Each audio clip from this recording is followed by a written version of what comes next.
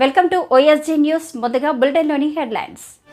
మాజీ సీఎం జగన్మోహన్ రెడ్డిపై తీవ్ర స్థాయిలో విరుచుకుపడిన టీడీపీ నేత బుద్ధ వెంకన్న. రోడ్డు విస్తరణలో సర్వం కోల్పోయిన బాధితులకు న్యాయం జరిగేలా చూడండి. BRS MLA Gudem Mypal Reddy party మారిన నేపథ్యంలో సమావేశం.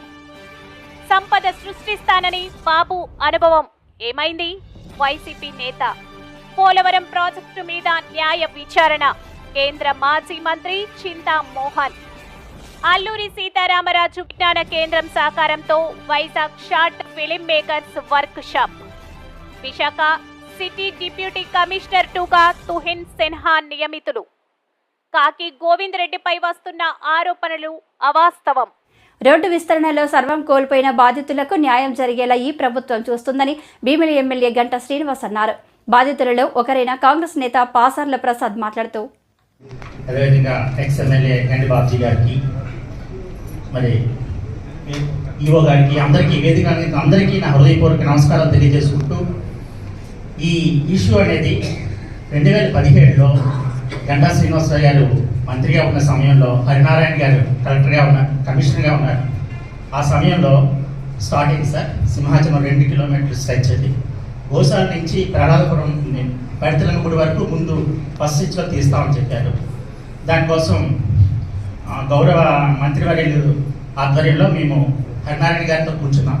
అప్పుడు కూర్చున్నప్పుడు అది ఇచ్చిన హామీలు ఏంటంటే, ఫస్ట్ ఆఫ్ ఆల్ ఈ రోడ్డు ఇక్కడికి వచ్చే చాలామంది పిలిగ్రిమ్స్ ఎక్కువ మంది ఉంటారు, ఎక్కువ ఫెస్టివల్స్ ఒకటి ఉంటాయి. అంటే అటు ఇటు వెళ్ళేటప్పుడు ఈ మధ్యలో ఉండే బిఆర్టీఎస్ ట్రాక్ ఉంటే, బస్ ర్యాపిడ్ ట్రాన్సిట్ సిస్టమ్ అంటే ఉంటే, అది విపరీత స్పీడ్తో వెళ్ళి యాక్సిడెంట్లకు గురవుతామని చెప్పేసి రోడ్డు మధ్య డివైడర్ పెట్టి 2 రోడ్లే వేయాలని చెప్పి మొదటి కోరిక సార్. ఆ కోరికను మరి ఎమ్మెల్యే గారు వచ్చినట్టే ఇప్పుడు తీర్చారు, దానికి అభినందనలు తెలుసుకుంటున్నాను. అదేవిధంగా రెండవది ఏంటంటే, స్ట్రక్చరల్ వాల్యూ ఏదైతే ఉందో ప్రజెంట్ బుక్ వాల్యూ ఏమన్నా సార్. ఎందుకంటే ఈరోజు ఆ బిల్డింగ్ కొట్టేసేటప్పుడు అది 1950దా, 1940దా, 1920దా చూసి ఆ రేట్ ఇస్తే మేము ఆ డబ్బులతో ఎక్కడికి వెళ్ళి కట్టుకుంటాం సార్? ఆ డబ్బులు ఇస్తే కట్టుకోలేం కదా. ఏదైతే ఇప్పుడు ఓ కమ్మలు తీసేశారు, ఇప్పుడు కమ్మలు కడితే ఎంత ఖర్చు అవుతుంది. ఓ పెంగిడిలు తీశారు, పెంగిడిలు తీస్తే ఎంత ఖర్చు, కట్టుకుంటే ఎంత ఖర్చు అవుతుంది. అది ఇవ్వాలి. కానీ దాన్ని ఎస్టిమేషన్ చేసి ఇప్పుడు బ్యాక్ వెళ్ళి అది 1950 అని చెప్పి అప్పుడు రేట్లు వేసేసి ఎస్టిమేషన్ చేశారు సార్. అదొకటి. రెండోది, అది ఇస్తామని ఆ రోజు హరినారాయణ గారు చెప్పుకున్నారు సార్. అదేవిధంగా 50% అబవ్ పోయినా అంటే నిర్వాసితులు, అంటే ఎవరైతే వాళ్ళకి ఇల్లులు కూడా నిరుపయోగంగా ఉంటాయి, ఇంకా అక్కడ ఇల్లు ఉండదు. చాలా పేదవాళ్ళు ఉన్నారు, 40 గజాల్లో 30 గజాల్లో ఇల్లు ఉన్న చాలా మంది ఉన్నారు. వాళ్ళందరికీ ఏదంటే గ్రామకంట సార్. ఆ గ్రామకంట ఏదైతే ఇప్పుడు చేసిన స్విచ్ ఉందో అది గ్రామకంట. 1903లో ఈ విలేజ్లో 25 ఎకరాల గ్రామకంట ఉంది. తెలుగుదేశం సీనియర్ నేత బుద్ధ వెంకన్న మాజీ సీఎం జగన్మోహన్ రెడ్డిపై తీవ్ర స్థాయిలో విరుచుకుపడ్డారు. ప్రజలు వాతలు పెట్టినా ఇంకా జగన్కు బుద్ధి రాలేదని, పేర్ని నానికి శ్వేతపత్రం అంటే ఏంటో తెలుసా అని ప్రశ్నించారు. సోషల్ మీడియాలో విమర్శలు, చంద్రబాబు గారి మీద విమర్శలు, పవన్ కళ్యాణ్ గారి మీద విమర్శలు, లోకేష్ బాబు గారి మీద విమర్శలు. ఏంటి నీకు 11 సీట్లు ఇచ్చి ప్రజలు వాత పెట్టినా మీకు సిగ్గు రాలేదా? సిగ్గు సరం లేదా? మీకు ప్రతిపక్ష హోదా కూడా ఇవ్వలేదే, ప్రతిపక్ష హోదా లేదే అని ఒక ఇది కూడా లేదా మీకు? మిమ్మల్ని ఈ రోజుకి అసహించుకుంటున్నారు ప్రజలు. అయ్యో ఎందుకు ఈ 11 సీట్లు ఇచ్చాం, జగన్మోహన్ రెడ్డిని పులివెందుల ఎమ్మెల్యేని ఎందుకు చేశాం, అసలు పులివెందులో కూడా ఈ జగన్మోహన్ రెడ్డిని ఓడిస్తే అసలు మనకి బాగుండేది, జగన్మోహన్ రెడ్డి పీడ వదిలేదని. కాబట్టి ఈరోజు నువ్వు పులివెందుల్లో రాజీనామా చేసి ప్రజల ముందుకు వెళ్ళు. పులివెందుల ప్రజలు ఏం కోరుకుంటున్నారో తెలుస్తుంది. ఇవాళ చంద్రబాబు గారికి 35 రోజులైతే 35 రోజుల మీద నన్న పేరు నాన్ని పెట్టినటువంటి తప్పులు మాట్లాడటం అనేది చాలా విడ్డూరంగా ఉంది. అసలు పేరు నాని నువ్వు బందరుకి ఏం చేసావు చెప్పు? బందరు పోర్టు చంద్రబాబు నాయుడు గారు 2019లో మళ్ళీ ముఖ్యమంత్రి అయితే ఈ పార్టీకి బందరు పోర్టు పనులు పూర్తి చేసేవాళ్ళు. నువ్వు అసలు పేరు నువ్వు అక్కడ ఏం చేసావు? BRS MLA Gudem Mahipal Reddy party మారిన నేపథ్యంలో సమావేశం నిర్వహించారు. ఈ సందర్భంగా హరీష్ రావు మాట్లాడుతూ వైఎస్ రాజశేఖర రెడ్డి ఉన్నప్పుడు కూడా ఎమ్మెల్యేలను తీసుకున్నారని, పార్టీ అయిపోయింది అన్నారని, కానీ అన్నవాళ్లే కాలగర్భంలో కలిసిపోయారని అన్నారు. ఉన్నా పోయినా కార్యకర్తలు ఉన్నారు, ప్రజలు ఉన్నారు, మంచి నాయకత్వం మన బీఆర్ఎస్ పార్టీకి ఉంది. అప్పుడు కూడా ఇట్లాంటి కుట్రలే చేసిండ్రు. అయిపోయింది అన్నారు. అయిపోయింది అన్నోళ్ళే కాలగర్భంలో కలిసిండ్రు తప్ప బీఆర్ఎస్ పార్టీ మాత్రం నిలబడ్డది. ఇట్లా చాలా కుట్రలు, చాలా ప్రయత్నాలు జరిగినాయి. కానీ ఈ కుట్రలు ఏవి కూడా అవి ఫలించలేదు. అంతిమంగా న్యాయం గెలిచింది, ధర్మం గెలిచింది. బీఆర్ఎస్ పార్టీ అద్భుతమైనటువంటి పాలనను తెలంగాణ ప్రజలకు అందించింది. ఇవాళ రాష్ట్ర ప్రజలందరూ కూడా చూస్తూ ఉన్నారు. రాష్ట్రంలో ఏం జరుగుతుందో కూడా చూస్తూ ఉన్నారు. ప్రజలందరూ కూడా ఇవాళ కేసీఆర్ గారి పాలనను, ఇప్పటి ప్రభుత్వ పాలనను కంపేర్ చేసుకుంటున్నారు. నాడెట్లుండే నేడెట్లున్నది అనేది ఇవాళ ప్రజల వాళ్ళ ఆలోచనలో కనబడతా ఉంది మనకు. బట్ ఏదైనా ఇలా ఆలోచించండి. సంపద సృష్టిస్తానని బాబు అనుభవం ఏమైంది? బడ్జెట్ కూడా ప్రవేశపెట్టలేని స్థితిలో కూటమి ప్రభుత్వం ఉంది. ఖజానాలో 100 కోట్లు ఉంచి 2019లో మీరు అధికారంలో నుంచి దిగిపోయారు. అయినా వైఎస్ జగన్ ప్రభుత్వం బడ్జెట్ ప్రవేశపెట్టింది. పెర్ని నాని అన్నారు. అనుభవదారిగా చంద్రబాబు నాయుడు గారు తనకు తాను ప్రకటించుకుంటుంటారు. అంత అపార అనుభవం ఉన్నటువంటి, లేదా ముఖ్యమంత్రిగా విశేష అనుభవం గడించాను, నా అంత అనుభవం ఉన్నటువంటి, లేతే నేను పనిచేసినన్ని రోజులు పనిచేసిన ముఖ్యమంత్రి కూడా ఎవరూ లేరని చెప్పని చెప్పుకునేటువంటి చాలా చంద్రబాబు నాయుడు గారు ఎక్కి 35 రోజులైతే ఈ ఆంధ్రప్రదేశ్ రాష్ట్రంలో ఈ 35 రోజుల్లో ఏం మారింది? కొత్తగా ప్రభుత్వం వడివడిగా తన అపార అనుభవంతో ఏం అడుగులు ముందుకేయించారు? ఈ 35 రోజుల్లో సంపద సృష్టించటం మొదలుపెట్టి ఏం సంపద చిగుళ్ళు వచ్చినాయి, ఏం సంపద మొగ్గలు వచ్చినాయి అనేది ఒక్కసారి వెనక్కి తీసుకుని మనం ఈ 35 రోజులు చూసుకుంటే 35 రోజులు కూడా ఆంధ్ర రాష్ట్ర ప్రజలకు ఒరిగింది ఏంటయ్యా అంటే పెన్షన్ డబ్బులు చేతిలో పట్టడం తప్పితే మరొక్క పని జరిగిన పరిస్థితి లేదు.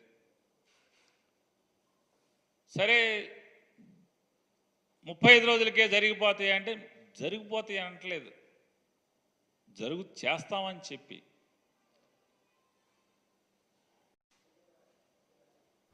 పోలవరం ప్రాజెక్టు మీద న్యాయ విచారణ, స్టీల్ ప్లాంట్ ప్రైవేటీకరణ జరగదు.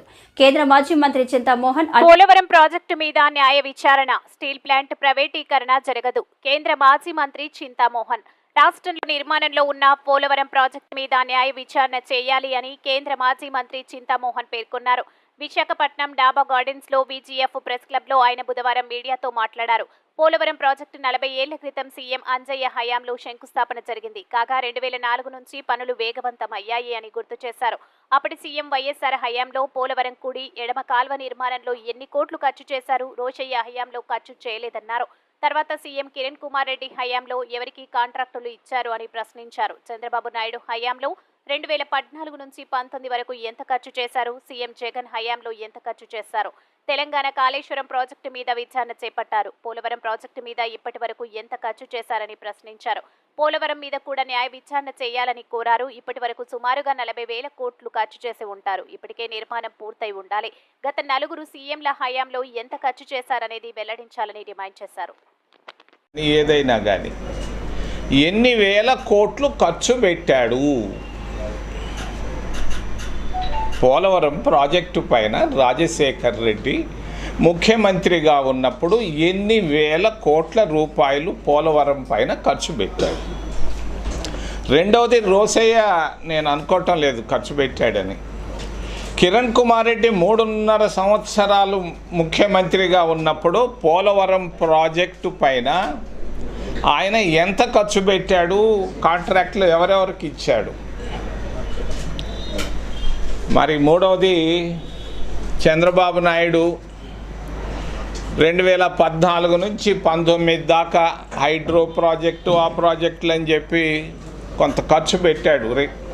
మరి చంద్రబాబు నాయుడు ముఖ్యమంత్రిగా ఆయన ఎంత ఖర్చు పెట్టాడు పోలవరం ప్రాజెక్టు పైన, అది రీహాబిలిటేషన్ కానీ హైడ్రో ప్రాజెక్టు కానీ మరి ప్రాజెక్టు కానీ. చివరిది జగన్మోహన్ రెడ్డి 2019 నుంచి 24 దాకా 5 సంవత్సరాలు ముఖ్యమంత్రిగా ఉన్నాడు. జగన్మోహన్ రెడ్డి ముఖ్యమంత్రిగా పోలవరం ప్రాజెక్టు పైన రీహాబిలిటేషన్ పైన ఎంత ఖర్చు పెట్టాడు?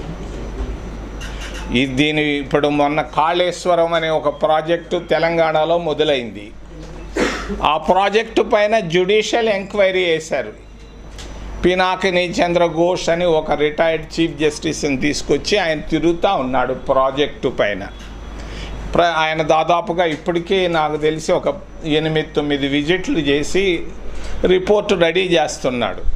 విశాఖపట్నం స్టీల్ ప్లాంటు అది ఎంతో పోరాటాలు చేస్తే కానీ వచ్చింది ఆ ప్రాజెక్టు. అల్లూరి సీతారామరాజు విజ్ఞాన కేంద్రం సహకారంతో Vizag short film makers association నిర్వహిస్తున్న ఫిల్మ్ యాక్టింగ్ వర్క్షాప్ యొక్క విలేకరుల సమావేశం. కార్యదర్శి ఈరోజు విలేకరుల సమావేశం ఏర్పాటు చేయడానికి కారణం వచ్చే నెల అంటే ఆగస్టు 1వ తారీఖు నుంచి 3వ తారీఖు వరకు 3 రోజుల పాటు ఇదే విజ్ఞాన కేంద్రంలో ఫిల్మ్ యాక్టింగ్ సంబంధించిన వర్క్షాప్ ఒకటి నిర్వహిస్తున్నాం. దానికి సంబంధించిన వివరాలు మీ అందరికీ తెలియజేసి నగరంలో ఉన్నటువంటి పౌరులందరికీ సమాచారాన్ని చేరవేల ఉద్దేశించి ప్రెస్ మీట్ని అరేంజ్ చేయడం జరిగింది. ముందుగా మీ అందరికీ స్వాగతం, ధన్యవాదాలు వచ్చినందుకు. ఈ కార్యక్రమం వివరాలు 1, 2, 3వ తారీఖు జరిగే కార్యక్రమానికి వర్క్షాప్ టీచర్గా ప్రముఖ నటులు ఎఫ్ఎం బాబాయ్ గారు, అదేవిధంగా విజయనగర కళాకారు అయినటువంటి గద్దె వరప్రసాద్ గారు టీచర్స్గా వస్తున్నారు. రీసోర్స్ పర్సన్గా ఆంధ్ర యూనివర్సిటీ నుండి 2 ప్రొఫెసర్స్ కూడా ఈ కార్యక్రమం గురించి పాల్గొంటున్నారు. అయితే 3 రోజులు జరిగే కార్యక్రమంలో పాల్గొన్న కళాకారులకి నటనపైన ప్రాథమిక అంశాలు తర్ఫీదు ఇవ్వడం జరుగుతుంది. దాంతోపాటుగా పాల్గొన్న ప్రతి ఒక్కరికి సర్టిఫికేట్ ఇవ్వడం జరుగుతుంది. 3 రోజులుగాను ప్రవేశ రుసుముగా ఒక 500 పెట్టి 3 రోజులు మధ్యాహ్నం పూట భోజనం కూడా ఆ 500లోనే చార్జ్ చేయడం జరుగుతుంది. ఇది కేవలం వైజాగ్ ఇతర జిల్లాలో ఉండే కళాకారులు అందరూ నటనపై ఉన్న అవగాహన పెంచుకోవడానికి, ఇతర ఇన్స్టిట్యూట్లకు వెళ్ళి నేర్చుకోలేని ఇబ్బంది పడిన ఆర్థిక ప్రాబ్లమ్స్ అందరికీ కూడా ఇదొక వేదిక అవుతుంది. ఈ 3 రోజుల నుంచి నగరంలో ఉన్న ప్రతి కళాకారులు యాక్టింగ్ నేర్చుకొని కళాకారులు అవ్వాలని ప్రతి ఒక్కరు కూడా ఈ అవకాశాన్ని సద్వినియోగం చేయవలసిందిగా మీడియా ద్వారా జనాలకు విజ్ఞప్తి చేస్తుంది. నమస్కారం అండి. నా పేరు దండు నాగేశ్వరరావు, గురుజాడ సాంస్కృతిక వేదిక కార్యదర్శిని. నిరంతరం కూడా కళాకారులకి ఏదో రూపంలో వాళ్ళకి నటన మీద ప్రదర్శన అవకాశాలు కల్పించే బాధ్యతలు మా సంస్థ నడుస్తుంది. దాంట్లోనే ఈరోజు షార్ట్ ఫిల్మ్ అసోసియేషన్ వారు నిర్వహిస్తున్న కార్యక్రమంలో మేము కూడా భాగస్వామ్యం అవుతున్నాం. ముఖ్యంగా ఈరోజు ఆగస్టు 1, 2, 3వ తేదీల్లో షార్ట్ ఫిల్మ్ సంబంధించి వర్క్షాప్ పెట్టడం అనేది జరిగింది. అయితే ఈ వర్క్షాప్కి గతంలో జరిగిన వర్క్షాప్కి చాలా తేడా మీరు చూడబోతారు. ఎందుకంటే ఇక్కడ నిష్ఠాతులైనటువంటి పెద్దవారి చేత క్లాసులు ఇప్పించడం జరుగుతుంది. ఉదాహరణగా బాబీ వర్ధన్ గారు, ex head of the department theatre arts and journalism department. 2 Megada Shashibhushan స్వామి గారు, థియేటర్ ఆర్ట్స్ ఆంధ్ర యూనివర్సిటీ. వీళ్ళే కాకుండా విజయనగరం నుంచి గద్దె వరప్రసాద్ గారు, ప్రముఖ రంగస్థల నటులు, సినీ నటులు, అలాగే ఎఫ్ఎం బాబాయ్ గారు అందరికీ సుపరిచితులు. వాళ్ళు కూడా సీనియర్ నటులు, దర్శకులు. అలాగే వీళ్ళంతా కూడా కేవలం నటన మీదే కాకుండా, దర్శకత్వం మీదే కాకుండా ఎన్నో తెలుగు రాష్ట్రాల్లో జరిగినటువంటి నాటక పోటీల్లో న్యాయ నిర్ణేతలుగా, ముఖ్యంగా నంది నాటకోత్సవాల్లో కూడా న్యాయ నిర్ణేతలుగా ఎవరించిన వాళ్ళు కూడా ఇందులో ఉన్నారు. అటువంటి వాళ్ళతోటి ఈరోజు వర్క్షాపులు జరిగినట్టయితే ఈ కళాకారులు నేర్చుకునే కళాకారులకి మేలు జరుగుతుంది. వాళ్ళ భవిష్యత్తులో కూడా ఒక సంపూర్ణమైనటువంటి ఒక నటులుగా రావడానికి అవకాశం దొరుకుతుంది. ముఖ్యంగా విశాఖపట్నానికి సంబంధించి టీవీ, సినిమా ఈ 2 రంగాలు కూడా ప్రముఖంగా పెరుగుతున్నాయి. వీటిలో ఈ కళాకారులకి ఈ ద్వారా ఇలాంటి శిక్షణ ద్వారా రేపు షార్ట్ ఫిల్మ్లో కానీ విశాఖ సిటీ డిప్యూటీ కమిషనర్ 2గా తుహిన్ సిన్హా నియమితులయ్యారు. శనివారం ప్రభుత్వం ఉత్తర్వులు జారీ చేసింది. విశాఖ సిటీ డిప్యూటీ కమిషనర్ 2గా Tuhin Sinha, BSP Visakha city deputy commissioner 2గా తుహిన్ సిన్హా నియమితులయ్యారు. శనివారం ప్రభుత్వం ఉత్తర్వులు జారీ చేసింది. ఉత్తరప్రదేశ్లోని లక్నో ప్రాంతానికి చెందిన తుహిన్ సిన్హా పూణే న్యాయ విశ్వవిద్యాలయంలో 5 ఏళ్ల న్యాయ విద్య అనంతరం 2016లో తొలి ప్రయత్నంలోనే ఐపీఎస్కు ఎంపికయ్యారు. బాధ్యతలు చేపట్టిన తర్వాత ఈ రోజు మీడియాతో మాట్లాడుతూ విశాఖ సిటీలో ఎక్కడ కూడా గంజాయి, డ్రగ్స్ లేకుండా చేయడమే నా లక్ష్యం. దానితో పాటు మహిళల మీద దాడులు అరికట్టాలి. నేను తుహిన్ సిన్హా ఐపీఎస్ 2017 బ్యాచ్. నేను లక్నోకి చెందిన వాడిని.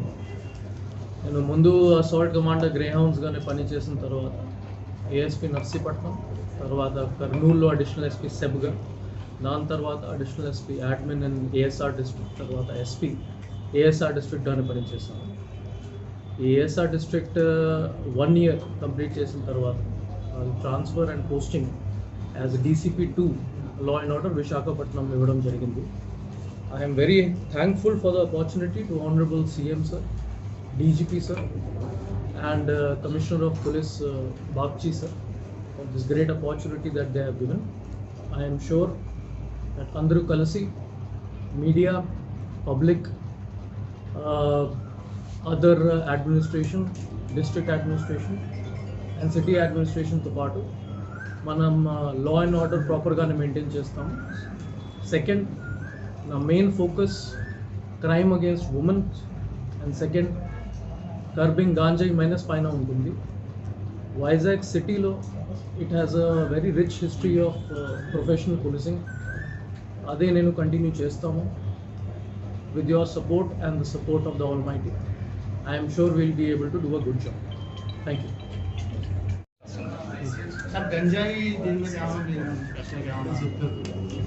ముందు నేను ఏఎస్ఆర్ డిస్ట్రిక్ట్గా పనిచేస్తున్నప్పుడు మ్యాక్సిమం 2021 వరకు గాంజాయి కల్టివేషన్ ఎక్కువగానే ఉండేది.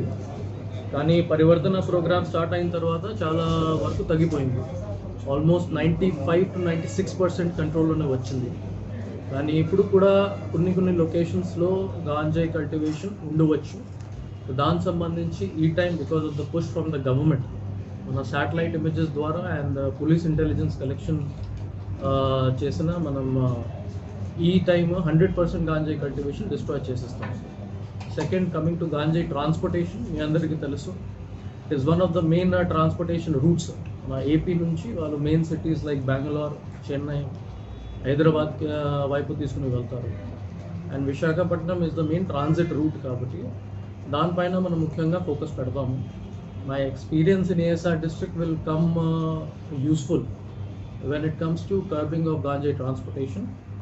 సెకండ్లీ, చాలా ఇంపార్టెంట్ మనకి స్కూల్స్ అండ్ కాలేజెస్ అండ్ కాలనీస్లో ఎక్కడెక్కడ గాంజాయి కన్జంప్షన్ అవుతుంది, wherever youth are being involved, దానిపైన మనం ఎక్కువగానే ఫోకస్ పెడతాము. Regular raids, counselling, public awareness meetings కూడా పెడతాము. I'm sure good work has already been done and is being continue to be done in Visakhapatnam city. నేను వచ్చిన తర్వాత అదే ప్రాసెస్ నేను కంటిన్యూ చేస్తాను. కాకి గోవిందరెడ్డిపై వస్తున్న ఆరోపణలు అవాస్తవం. ఆరోపణలను ఖండించిన తుంగ్లాం గ్రామ అఖిలపక్ష సంఘాలు కులాల నాయకులు. కాకి గోవిందరెడ్డిపై వస్తున్న ఆరోపణలు అవాస్తవం. ఆరోపణలు ఖండించిన తుంగ్లాం గ్రామ అఖిలపక్ష సంఘాల కుల నాయకులు. విశాఖ జీవీఎంసీ పరిధిలో 69వ వార్డుకు అత్యధిక నిధులు మంజూరు చేయించి వార్డును అత్యంత సుందరంగా తయారు చేసిన కాకి గోవిందరెడ్డిపై అసత్య ఆరోపణలు చేసి గ్రామాల అభివృద్ధిని అడ్డుకోవద్దని అఖిలపక్ష సంఘాల కులాల నాయకులు పేర్కొన్నారు. మంగళవారం తుంగ్లాలో గ్రామ ప్రతినిధులు విలేకరుల సమావేశం ఏర్పాటు చేశారు. ఈ సందర్భంగా గ్రామ అభివృద్ధి యువజన సేవా సంఘం అధ్యక్షులు కొల్లి అప్పలరెడ్డి మాట్లాడుతూ గ్రామంలో త్రాగునీరు లేక ప్రజలు ఇబ్బంది పడితే అందరి కోరిక మేరకు గోవిందరెడ్డి తన సొంత నిధులతో ఆర్వో వాటర్ ప్రజలకు అందించడానికి ముందుకొచ్చారన్నారు. గ్రామ ప్రజలకు మంచినీరు అందించేందుకు మినరల్ వాటర్ ప్లాంట్ పెట్టామని, పేద ప్రజలకు మంచినీరు ఉచితంగా ఇస్తున్నామని, గ్రామంలో ఎటువంటి కార్యక్రమాలు జరిగినా ఉచితంగా మంచినీరు అందజేస్తామని, సిబ్బంది జీతాలకు, వాటర్ ప్లాంట్ కరెంటు బిల్లు కోసం 20 లీటర్లు 3 రూపాయల చొప్పున కలెక్ట్ చేసి గ్రామ ప్రజల దాహార్తిని తీరుస్తామని అన్నారు. 10 లక్షలకు అమ్ముతున్నట్లు నిరాధార ఆరోపణలు చేసిన వ్యక్తి ముందుకు వస్తే ధరలు మార్చకుండా నిర్వహణ చేస్తామంటే ఈ రోజే వాటర్ ప్లాంట్ ఇవ్వడానికి సిద్ధం అన్నాడు. పాఠశాల నిర్మాణానికి గోవిందరెడ్డి కుటుంబ సభ్యులు భూమి ఇస్తే వారు పాఠశాల స్థలం ఆక్రమించారని అధికారులకు ఫిర్యాదు చేయడం హాస్యాస్పదమన్నారు. వాళ్ళు చెప్పిన వివరణ రాస్తున్నారు, అయినా మరలా ఏదో ఫిర్యాదు చేస్తూనే ఉన్నారు. దీనంతటికీ మూల కారణం ఏంటంటే, ఒక వ్యక్తి నేను ఇల్లు కట్టుకునేటప్పుడు డబ్బులు ఇమ్మని అడిగారు, ఇవ్వలేదని ఆ కోపంతో ఇక రిపీటెడ్గా కంప్లైంట్లు పెడుతున్నాడు. పెడతానని చెప్పాడు, పెడుతున్నాడు. అలాగే 52 సర్వే నెంబర్లో నాకు సంబంధం లేకుండా ల్యాండ్ మీద హైకోర్టులో నా మీద కేసు వేశారు. హైకోర్టులో కేసు కొట్టేసింది. హైకోర్టులో నా మీద కేసు వేశారు, నేను భూ అమ్మేసుకున్నాను. హైకోర్టులో కేసు కొట్టేసింది. అలాగే మా ఇల్లు 4 అంతస్తుల ఇల్లు చెరువు సర్వే నెంబర్లో కార్పొరేటర్ కట్టేసుకున్నాడని కంప్లైంట్ పెట్టి మళ్ళీ డబ్బులు అడిగాను, ఇవ్వలేదని పాపంతో ఇంకా కంప్లీట్లు కంటిన్యూ చేస్తున్నాను. అప్పుడు ఆ కంప్లైంట్ మీద కలెక్టర్ గారు ఆర్డీఓకి, ఆర్డీఓ గారు ఎంఆర్ఓకి, ఎంఆర్ఓ గారు ఇన్స్పెక్ట్ చేసి సర్వేని, ఆర్ఐల్ని అందరినీ సచివాలయం పంపించి ఎంక్వైరీ చేసి ఈ 2 ఎకరాల 9 సెంట్లు ఎలా ఉన్నదో రిపోర్ట్ ఇచ్చారు. ఆ రిపోర్ట్ కాపీలు మీకు కావాలంటే పంపిస్తాను. అందులో ఆక్రమణదారులు ఎవరెవరు ఉన్నారో, చెరువు 2 ఎకరాల 9 సెంట్లు ఎవరెవరు ఉన్నారో ఫిజికల్గా వెరిఫై చేసి ఇచ్చారు. అందులో మా పేరు కానీ వాతావరణం కానీ లేదు. మా ల్యాండ్ ఎక్కడ ఉన్నదని మేము 2019లో సర్వే చేసుకుంటే 93 సర్వే నెంబర్ గ్రామ కంట్రోల్లో ఉన్నాము. కొనుక్కున్నది కానీ ఉన్నది కానీ మా తమ్ముళ్ళు కానీ మేము ఉన్నది. ఇప్పుడు లేటెస్ట్గా మరలా వాటర్ 10 రూపాయలకి అమ్ముకుంటున్నామని, స్కూల్ బిల్డింగ్ ఎరగొట్టి మా ఇంటికి అప్రోచ్ రోడ్డు వేసుకున్నామని, అది జీవీఎంసీ ద్వారా వేసుకున్నామని మరలా ఏవో ఫిర్యాదులు చేశారు. దాని మీద అసలు స్కూల్ భవనం ఎక్కడుండేది, అక్కడ స్కూల్ ఎలాగెళ్ళింది, పూర్తి వివరాలు పెద్దలందరి ద్వారా చెప్తే మీకు వివరాలు తెలుస్తుంది అనేది ప్రధాన ఉద్దేశం. ఎవరైతే కంప్లైంట్ పెట్టారో ఆ వ్యక్తుల మీద నా ఆధారాలు తీసుకున్నాం. క్రిమినల్ కేసులు, పరువు నష్టం వేయడానికి సిద్ధంగా ఉన్నాం. ఆల్రెడీ జిల్లా స్థాయి అధికారులందరికీ ఈవేళ ఫిర్యాదులు పంపించాను. అందరికీ